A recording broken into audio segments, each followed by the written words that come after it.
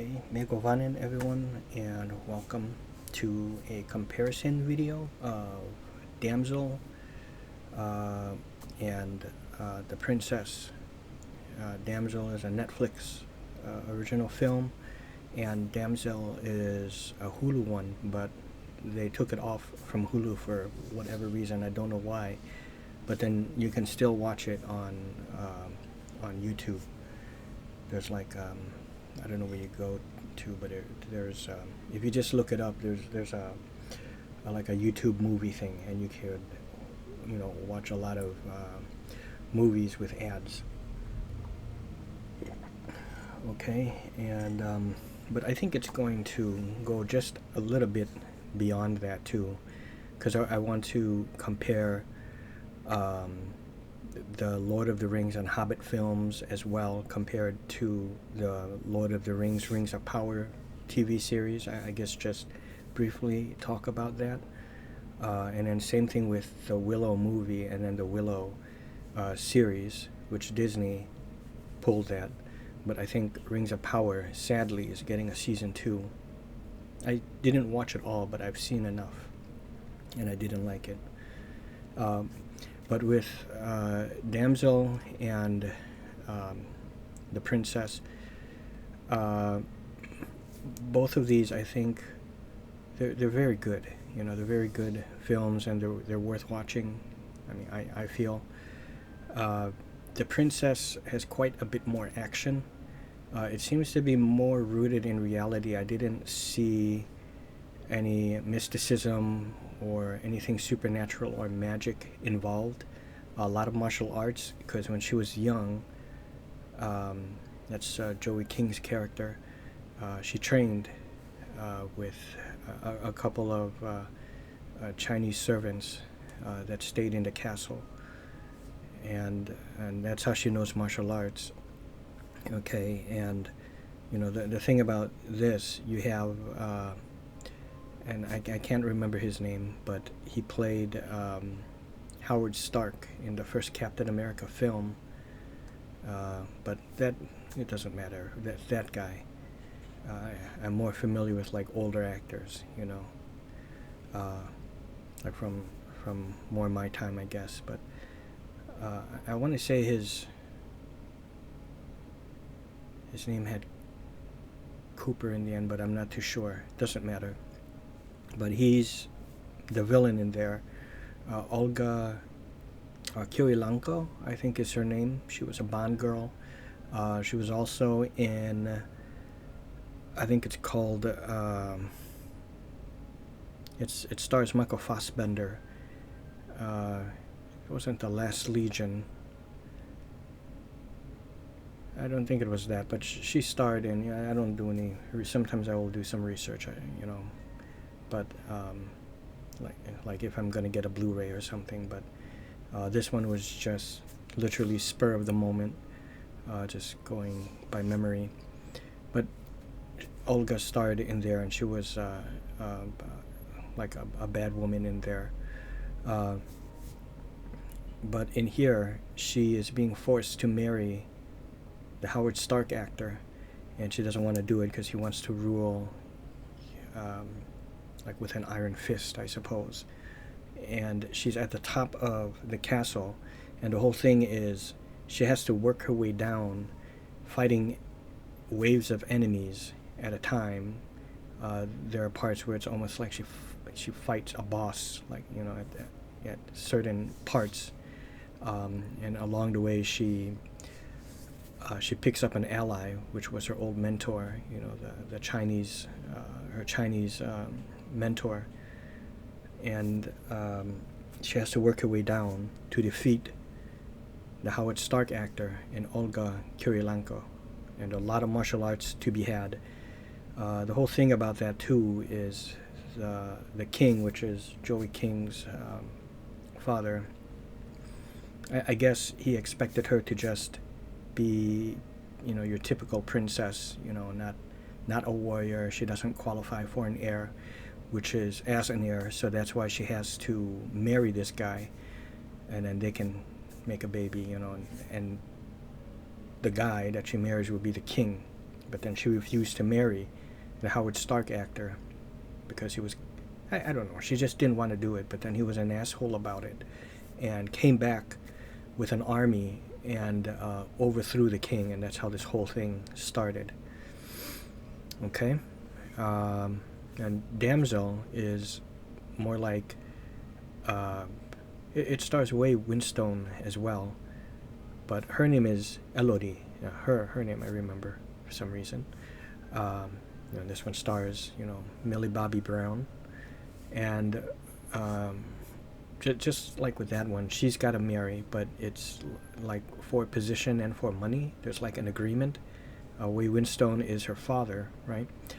And this other kingdom that she's marrying into is kind of ruled by Robin Wright, which you might know as Princess Buttercup from The Princess Bride, a fantastic film, by the way. And then it's her son.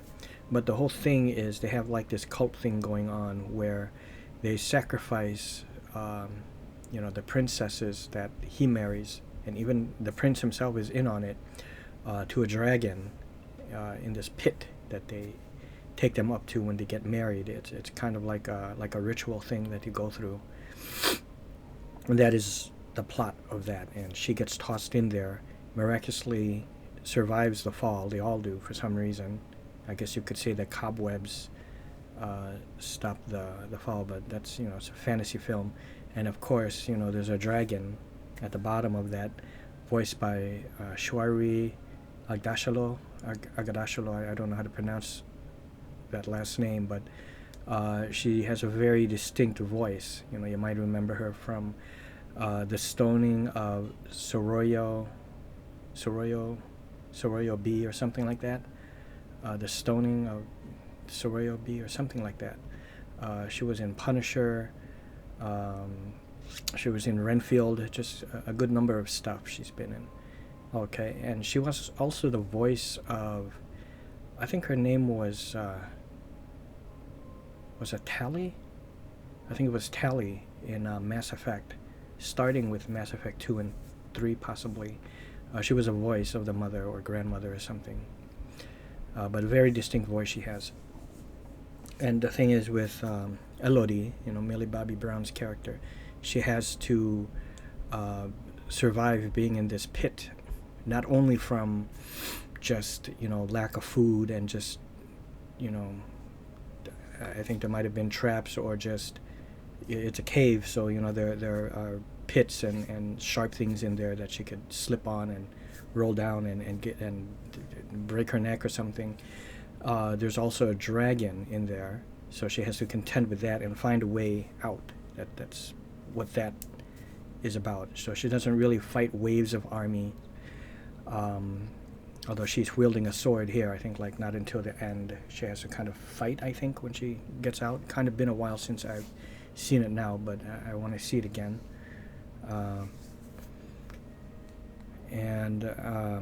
So that's basically the plot there. There's something more sinister going on, though. There's like a reason why the dragon is doing it. There's a bit more a depth in and layers to the story in Damsel. Not by a whole lot, I suppose, like with conspiracy and stuff, versus the simple way that this one went, or the princess went, with Joey King. Don't let the size of the pictures make you think that which one I like more. Maybe I like the princess more. I do like them both equally, pretty much, I suppose, but for different reasons. It's just that picture, that's the only size I could find, so I had to just cut her out and stick her on that one. That's the reason why.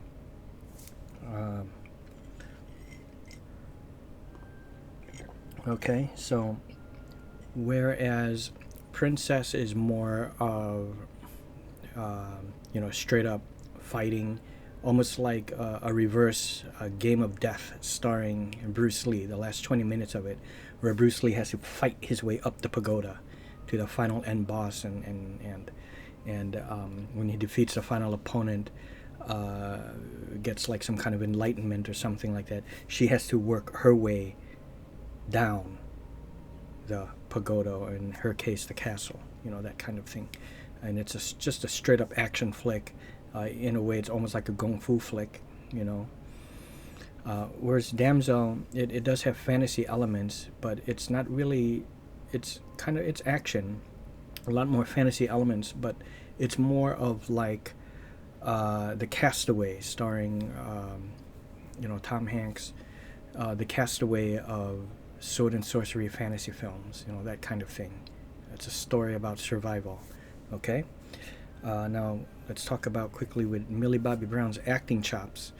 I feel that her acting is okay, for the role she gets, I suppose.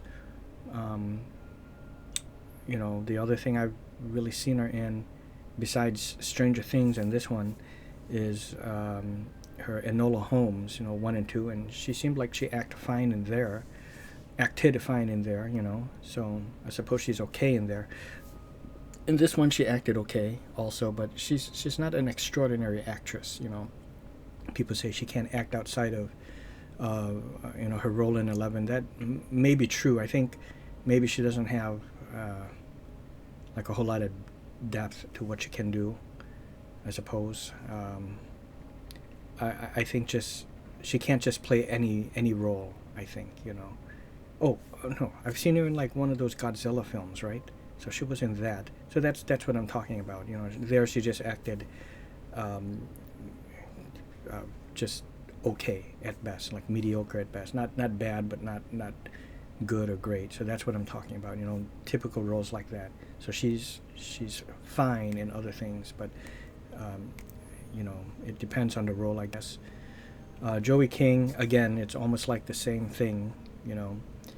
Not a lot of depth to her acting, but it's not really about the acting for that film. This Damsel maybe requires a bit more acting, having to show, fear and wanting to survive and get out of there, and fear of the dragon. So that takes a little bit more on her part.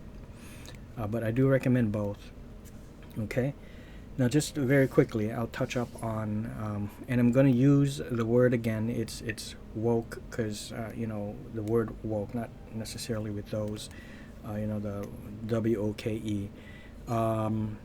And I just want to make it clear, just in case there are people who may not quite understand my definition of what I feel woke is. Maybe my definition is wrong, but this is what I'm talking about, what I mean by it. People calling, I think, Damsel woke. I don't know if they were calling the princess woke. And by the way, something to note, the princess is R-rated, so it's gory, bloody, beheadings and stuff. I think that one is more, Damsel is more like a PG-13. To me, what I consider woke, someone explained something to me quite recently, saying that, and I guess I kind of had to explain one thing back to let this person know, but I think he kind of now already knows now, or I have to explain it. But in the 70s and 80s, how did he put it? They have, like, let's say, like a black and a white, or a Chinese and a black, or a Chinese and Indian, or a Pakistani and a white, whatever, interracial couples. Back then, it was considered woke in the 70s and 80s, where it's like wrong. I didn't know the woke was something that was really used in like 70s or 80s. To me, it's something that began like now, like post-COVID, maybe even a little bit before. There were like signs of that, but so what was considered woke then in 70s and 80s with those like interracial couples and the gays and trans and all that is now acceptable now, and some people can't accept that. But that's not my explanation. That, if you've seen my videos, I'm for stuff that were in the 80s and 90s. I suppose 70s also, that was, though, a bit before my time, though. You had like 48 Hours, you have Beverly Hills Cops, you have Lethal Weapon, you have all these things, Richard Pryor in Superman 3, Jackie Chan films, Chinese and white teaming up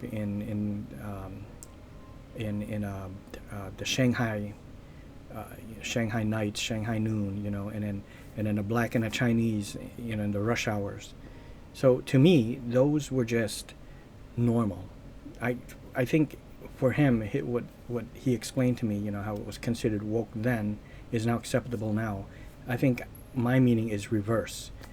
It was not a big deal then, but now they make it like a big deal, but they do it in a way where it's as if they're trying to erase the past, like it didn't exist in the past, and now it's just something new. They want to be the inventor of interracial couples, interracial mixing of partners. That's the way I see it. Maybe I am wrong, but I feel that that's what they're trying to do. Turning Little Mermaid black. You're trying to erase the white, Jodie Benson voiced Little Mermaid. Stuff like that. Now, I know, well, those stuff still exists, but, you have the younger generation coming up. They won't really know about, that. They're slowly replacing these things. They're not just going to replace it, just like that. It's like they do things little by little, kind of like if you've seen the movie The Arrival, starring Charlie Sheen and Ron Silver, I won't say any more about Ron Silver's character, but it's something that's been transitioning. They didn't just like the aliens suddenly come down and they're replaced. It will be too abrupt, too noticeable. But if you do it little by little, take out key people in the governments and people in power, and slowly replace them with the aliens, and you change things little by little over the course of the months and the years, then you don't notice. So it's kind of like that. But I'm hoping things are, maybe it's, they're seeing, my dear friend Brian put it, you go woke, you go broke. Go woke, go broke, right? That kind of thing. I feel as if they should just keep doing things the way they did back then in the 80s and 90s, and don't say, oh, so you wish that the blacks and whites didn't communicate and there's no interracial couples. You'd rather have just the whites and the whites and the blacks and the blacks, the Chinese and the Chinese. I just said it, in the 80s and 90s. Do you not understand? Again, Lethal Weapon, 48 hours, another 48 hours.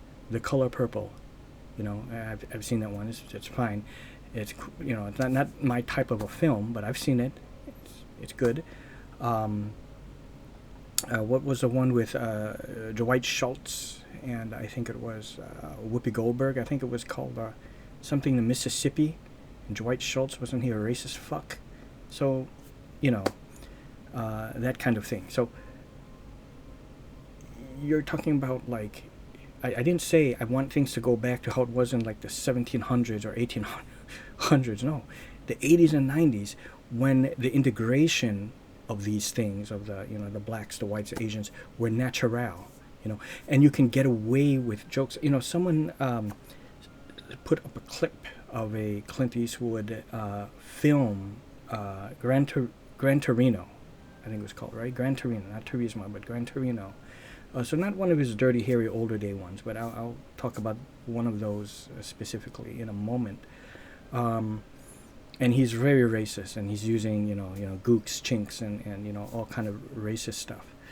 And someone left a comment on that clip saying, yeah, this is when it was okay to make movies like this, and you could say this in the movie, but now everything's gone woke. All of a sudden, he's bombarded with negative comments.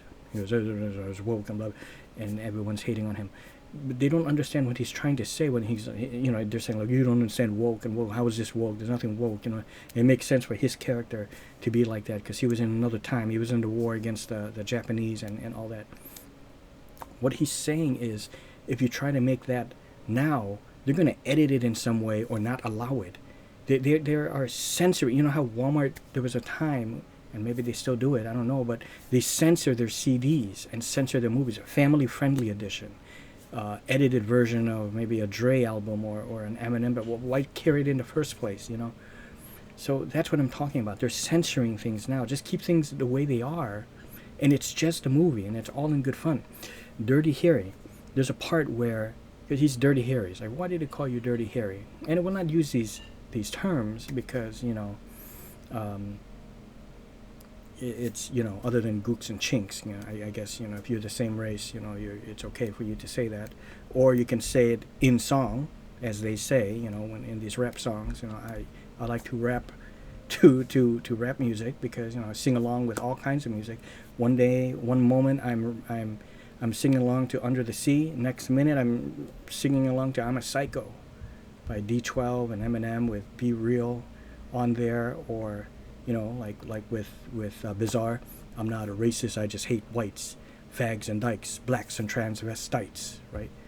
Um, 13 years old and joining the fucking gang, feeling my ass cheek, still feeling the fucking pain. Am I insane? Who really knows? You know, those are just the lyrics, okay? Bizarre. Dre brought it the fuck out, right? But anyways, okay, with Clint Eastwood, right? Why did he call you Dirty Harry? And this is like a 70s film, right? And he said, oh, he hates everyone. He hates this. He's going through all, but the stereotype, you know, like racist kind of names for the different races. And then the Mexican, as a Mexican guy, he's asking, goes, well, what about Mexicans? How do you feel about us? Oh, I hate you, but it's an S word. I hate you. I hate you, too. I hate. Yeah, he's an equal opportunity hater. You know, that kind of thing. It's just a film, and it's all in good fun. It was in 70s. It's a product of its time. Someone said that, well, do I like the movie Dirty Harry? I do, but I think, and I understand, you know, it's something of its time, but I feel that what this person said, that I'm talking to a real person, if they remove that element from the racist stuff, I would still enjoy the film. I kind of have to disagree slightly. Again, it comes down to editing. You change the character and you change the times. If you were to alter the films, you know, stuff from the 60s, 70s, 80s, you know, that were made in a specific way, made that way back then, and you're going to alter it to edit that out, the movie will not be the same. It won't have that same impact, I feel. I just feel that even those films that were made in 70s, 80s, even with all the racist stuff, you still make it now, especially if it's a period piece, or, you know, especially if it's a period piece, you know, and you can't, what are you going to have, you know, a movie about slavery, you know, whether it's like black slavery or, you know, like with The Warrior, I think, with the Chinese building the railroads, and they were also like slaves to the white man, you know, in like Western times. You're going to make it so that you're going to have some of the Chinese actors being played by a white person or an Indian, you know, it's you're going to change the way it goes. You know, I don't know how to put it, but it's just you nowadays they're I'm all about the diversity and different races and stuff like that. I'm more about telling new stories with different races and different whatever sexual preference you have, I suppose. But just don't change what is already there, or replace actors to meet that new standard. You know, as you would say, you know, or however it would go. You know, that I hope that is making sense, right? Like turning Little Mermaid from white to black. Snow White from white to Hispanic, you know, that sort of thing. Peter Pan, I don't know which one it was, but it was what it's called, but it was a one where it was Jude Law who plays Captain Hook, which he was fantastic as Captain Hook, by the way. He's like now Indian, or is he half Indian? Or Peter Pan is just a redhead or a white boy, you know. It's and you got lost girls and the lost boys. It was just very odd. Not that I have problems with that, with the mix and diversity, women power, all that, but you're changing the way it goes. You don't have that, you know, in there, and you're only changing races and adding women in there just to do it, to push the diversity. That is the reason for doing it, not to show whatever racial equality or women empowerment. That's not the reason why. You're doing it to push it. It's the reason why a little bit, but it's more of like, but now I can't think of the word. The only word I can think of is, I guess, like preaching it now. You're now pushing it. like the Jehovah's Witness coming to your door and doing their thing, you know, and going to the next and next and next. They even came to my restaurant before, you know, that kind of thing. Okay? Now, when it comes to like Lord of the Rings, right, versus, okay, and I'm going to go beyond that. Let's take Lord of the Rings movies and the Hobbit movies, the trilogies, the Peter Jackson ones, and the Ron Howard Willow versus their series counterparts. And also let's take like Conan the Barbarian film, Conan the Destroyer, Beastmaster, right, Dungeons and Dragons, you know, films, Red Sonja, all of that. I want to briefly talk about that very quickly, and then I'm going to end it. Yeah. This may sound odd now, what I'm about to say, but you have Rings of Power and you have Willow. Now you're putting, you know, you got blacks, Chinese, and everything, just mixed all these different races in there. The issue I have with that is those original films, Lord of the Rings and Hobbit films and Willow, didn't have those. It was not a if you wanted to have blacks and Chinese and Indians in there, you should have done it to begin with in the films, establish it. But it depends on the place and the location, the region. And this is just as if it's like more European based, then you're not going to have Chinese and blacks in there. I always wondered, like in Star Wars, and it's cool and it's a sci-fi fantasy, but you have Chinese people in there. If there's no China, where'd they get the accent? Why do they have the Chinese accent or an Indian accent? Star Trek has it. You know, you have an Indian captain. He still has an Indian captain, but that's because it's the Earth of the future. India, China, France, they all are there. But when you're Star Wars in a galaxy far, far away, where did you get the Chinese accent? You have a China equivalent? You know, wouldn't you all be speaking with like no accent? Or something like that? Or I know, and then you can say, well, why are they speaking English? But that's just for our benefit, so we can understand, right? I suppose. I don't know. But now you take Conan the Barbarian, Conan the Destroyer. You have Grace Jones. You have Wilt Chamberlain in Conan the Destroyer. You have Subotai, played by Jerry. What is his name? Jerry Lopez. Was it not Jerry? Shit, Jerry. I want to say Jerry Garcia, but it's Jerry Lopez. Now I can't remember who plays Subotai, but I want to say it was maybe it was, but isn't Jerry Garcia a Grateful Dead? I'll say Jerry Garcia, but maybe I'm wrong.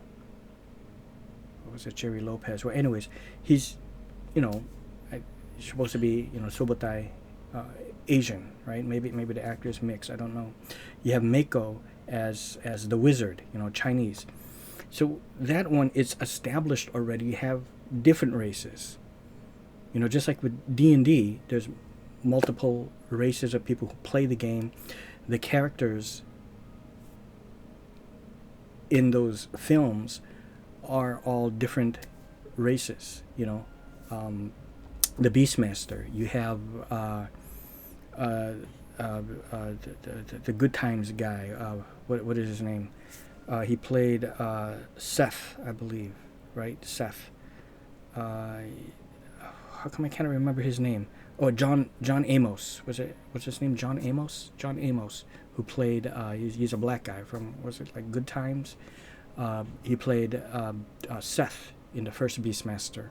Then Beastmaster 3, Iabraxis, you know, he either didn't reprise the role or what during that time, was taken over by Tony Todd, who played the role of Seth. And it also stars the one who played Shada. I'm forgetting names now, you know. I remember these old names, and new ones come in and it pushes the old ones out, you know. So, sorry about that. Sandra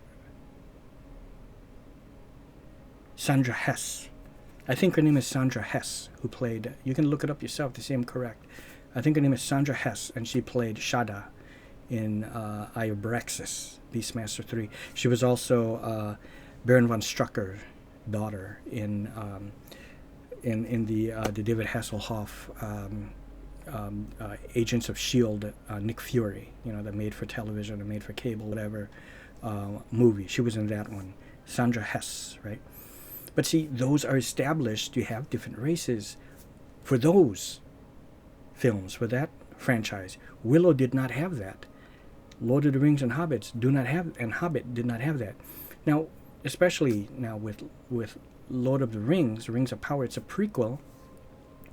So you have like black dwarves, the Chinese slash mixed Chinese black elves, with the bow, all that, and all these different races. They went out of their way to showcase that, to really make it apparent. This is woke, my definition of it. This is, we're hip, we're with the times. Diversity. Okay, we have all these black elves, dwarves. We are diverse. It's a prequel to the Lord of the Rings and Hobbits movies.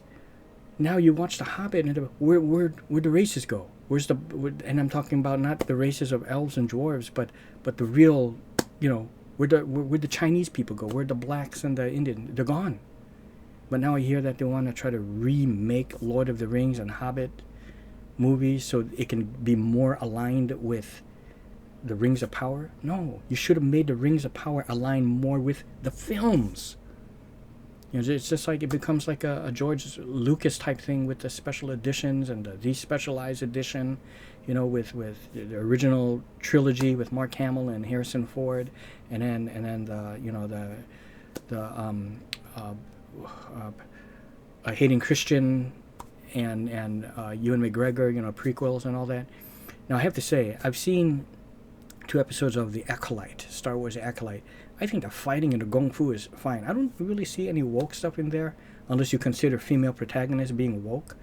It seems like it's your typical sci-fi plot. It's okay. The fighting, whew, the gung fu, her gung fu is strong. That Acolyte, okay. I've forgotten other names, but Osha and May. I think May's the the gung fu is strong. If anything, you watch it for the gung fu and the story. It's okay. It's fine. And just so you know, I'm not just all about that. I love the Knights of the Hunter, starring Robert Mitchum, and my Cape Fear, with Robert De Niro, and all of that stuff as the next person. But when it comes to something like this, you got to look at the franchise. You got to look at what you're getting into. It depends on what the movie is. Then you look for different things. Sure, I want a strong story, but you already kind of have that with the original Star Wars. You can't. It's hard to replicate something like that. Even the prequels are decent, and I really like Revenge of the Sith a lot, But look for the gung fu, that is strong, and it sucks what they did with Carrie-Anne Moss's character. I thought she was going to be in there longer, unless maybe she's actually still okay, but I don't think so. And this is where the new trilogy, I don't know what you call that, the Star Wars post trilogy, the one with Rey and bringing back the Emperor, Force Awakens, episode 7, 8, 9, okay, whatever you call those, the original trilogy sequels, original trilogy sequels, something like that, right? This is where they fucked up at, okay? The fighting sucked. They could have kept the story the same and it would still suck, but at least it would have been entertaining to watch, to see some Jedi Kung Fu fights. You had one cool part in Awaken where Kylo Ren, when he stopped the laser and it started, the laser's moving, it's moving in slow motion, and then I was like, this is gonna be badass. And then the movie continued and it was not so good. And then the other 2 films came and the fighting sucked. It was, if the story sucked, who cares if it sucked? At least now you look to other things, the choreography and the fighting. At least now it's entertaining to watch. It's kind of like Dick Jones in the first RoboCop. I had deals with other companies. I can't remember how it went now exactly, because spare parts. Who cares if it worked or not? He's selling faulty equipment to because I had a deal, a great deal going on with my was it 209, or with my Ed 209, was it 409, my Ed 209, spare parts, who cares if it didn't work? Who cares if the story sucked? At least the choreography would have been fine. You look to other things. You don't want to make a sucky story, of course, to begin with, but if it's going to suck, you better have some really good gung fu battle, like the Acolyte, like Ahsoka. Some good fighting. Ahsoka's not so bad. It's pretty good. And what I've seen so far of the Acolyte, it's okay. It's not shit. It's not, I don't really see too much of the woke stuff. Interesting twist, I'll say that. They did it already with the game. I'll just say dealing with family and siblings, let's say, things like that. But anyways, that's it. Okay, so I hope this clears things up. Also, it seems like I talked more about the tangent than these two films, but do check out Damsel and do check out The Princess. Great, excellent films. Let's take things back to how they used to be. You know what I mean? Not the 1700s, not the 1800s. How this diversity stuff, which is now, but the way diversity and the gays, the lesbians, and what else do they have now that they're making it a big deal now? Everything that is a big deal now that they're trying to push, let's make it come back organically like it did in the 80s and 90s. Just the way it was. You can't say, oh, they were racist towards the blacks and the Chinese and the Indians in the 80s and 90s. Oh, really?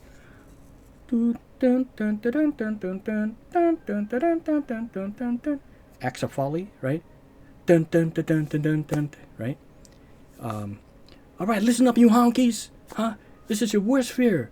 I'll use the word wigger because, again, it's Eddie Murphy. A wigger with a badge. Right? That's 48 hours, right? And you fuck with those guys, and Nick Nolte. Listen, you convict, don't you ever try something like that again. Give me back my badge. I don't know. It's been such a long time since I've seen it, but let's take it back to when things were fun, and there was no editing of this or that. Anything goes, man. Anything goes, right?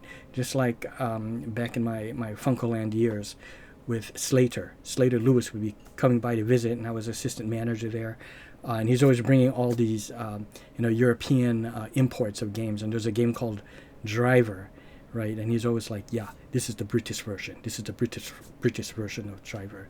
You notice that, and he's Jamaican, by the way, you notice, man, that in Driver, the American version, whenever you're trying to run over the people, they always jump out of the way in time. When the British version, you can run them over. Really? So he gave me a copy, and I take it home. My friend at the time, he's half black, half white, Steve Swift. We pop it in, and we're gonna check it out. We're trying to run over the people. What a liar! He's like, they jump out of the way the same as the U.S. version. Did you grab the right disc? I did. In fact, this is the disc he handed to me. It's what a liar. And I was like imitating what he said. He goes, yeah, sky's the limit, anything goes, man.